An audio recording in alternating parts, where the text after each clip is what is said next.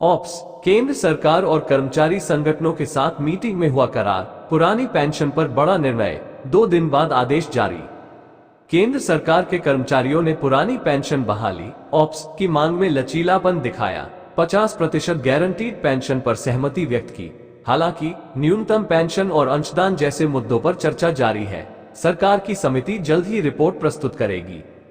भारत में सरकारी कर्मचारियों के लिए पुरानी पेंशन योजना ऑप्स की बहाली को लेकर एक नया मोड़ आ गया है। हाल ही में एनपीएस में सुधार के लिए टीवी सोमनाथन की अध्यक्षता में गठित कमेटी की रिपोर्ट की समीक्षा से पहले केंद्र सरकार ने कर्मचारी संगठनों के साथ एक महत्वपूर्ण बैठक आयोजित की। इस बैठक के दौरान पुरानी पेंशन बहाली की मांग कर रहे संगठन ने स्पष्ट किया कि वे ऑप्स की हूबहू बहाली की बजाय एक समर्पित और प्रभावी पेंशन व्यवस्था पर सहमत हैं, भले ही वो ऑप्स के समान न हो। मौजूदा स्थिति और प्रस्ताव कर्मचारी संगठनों ने अंतिम बेसिक वेतन का 50% गारंटीड पेंशन की मांग की है और इसके साथ साथ न्यूनतम पेंशन और फैमिली पेंशन की सुरक्षा की भी इच्छा जताई है। केंद्र सरकार ने इन प्रस्तावों पर सहमति दी है और एक अलग कोष की स्थापना का आश्वासन दिया है।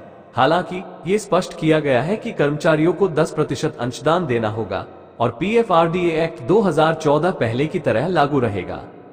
सरकार ने कर्मचारी संगठनों को मीडिया में कोई भी बयान देने से मना कर दिया है जब तक कि कमेटी अपनी अंतिम रिपोर्ट नहीं पेश करती। इस बीच सरकार की समिति अगले कुछ दिनों में अपनी सिफारिशों को लेकर रिपोर्ट पेश करने वाली है।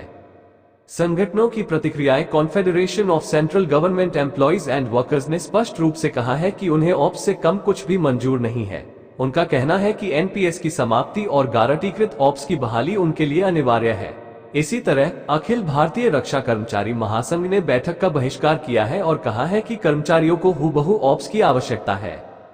वहीं कर्मचारियों ने यह भी आरोप लगाया है कि जिन लोगों ने अब तक ऑप्स आंदोलन में कोई योगदान नहीं किया है, वे अब सरकार की दलाली में लगे हुए हैं और अन्य कर्मचारियों को गुमराह कर रहे हैं।